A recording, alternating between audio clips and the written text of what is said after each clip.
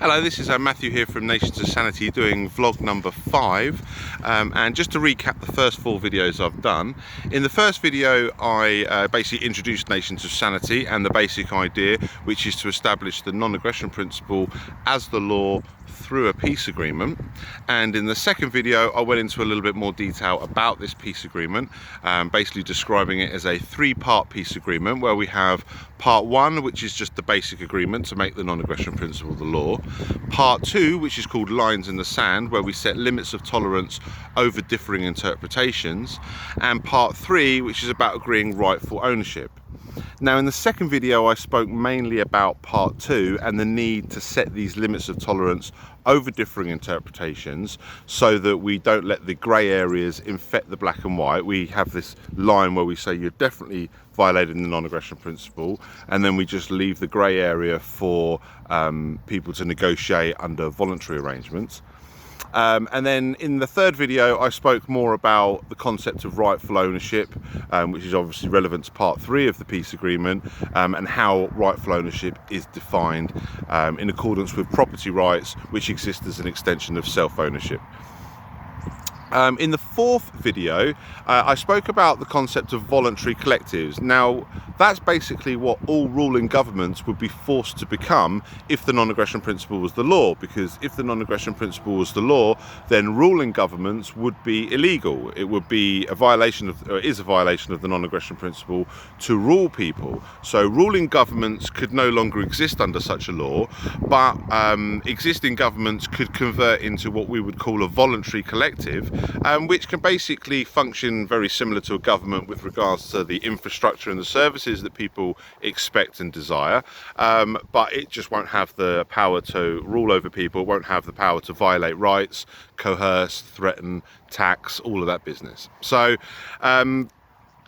those are the first 4 videos, and in this 5th video I wanted to speak about how we can fund voluntary collectives, because obviously if the non-aggression principle was the law, then ruling governments would be illegal, as would taxation, because taxation is theft. It's taken under the threat of force, which is literally the definition of theft. So we wouldn't be able to take taxation in the traditional sense to fund these voluntary collectives. However, there are non-coercive and voluntary alternatives to taxation, and we present lots of different ideas for this on the Nations of Sanity, but one I want to just give you an example of today is the regulated market. So we have a regulated market now, and we have taxes that are applied to it. Most countries, I think, they're referred to as sales tax. Over here in England we call it VAT, but basically it's the tax that's applied to goods and services that are sold within the regulated market. Now, we can actually retain that in a free society where we have this fee that's attached to transactions within the regulated market. It wouldn't be a tax technically, probably a better name for it would be like a regulation fee. And the reason why it wouldn't be a tax, and this is an important difference with regards to a free society and a status society that we have now, is in a free society a regulated market can still exist, and you can still apply what would be like a tax to trade that operates within the regulated market, but it would not be mandatory to use the regulated market. Like in today's society, the regulated market is mandatory. You're not allowed to trade outside the regulated market. You're not allowed to do work or employment. I mean, unregulated trade is referred to as the black market, and it is illegal.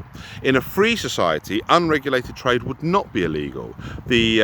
So basically you can have an unregulated market and a regulated market, as we do today, but unlike today, the unregulated market will not be criminalised. So in that sense, people using the regulated market, that paying this tax-like fee on goods that they buy and sell, the reason why it would essentially be a voluntary transaction is in the same way that if you go to a restaurant and pay for a meal, then that's a voluntary transaction. Now, obviously, it's not voluntary that you pay for your meal if you go to the restaurant, but it is voluntary that you go to the restaurant. So this is an important distinction, because if someone was actually forcing you to use a restaurant and then obviously pay for your meal, then that's where the coercion comes into it. Anyway, I hope I've made all that clear. I'm going to do follow-up videos dealing with other implications, but that is the Nations of Sanity so far. The intro, the peace agreement, the concept of voluntary collectives, and how we can fund them.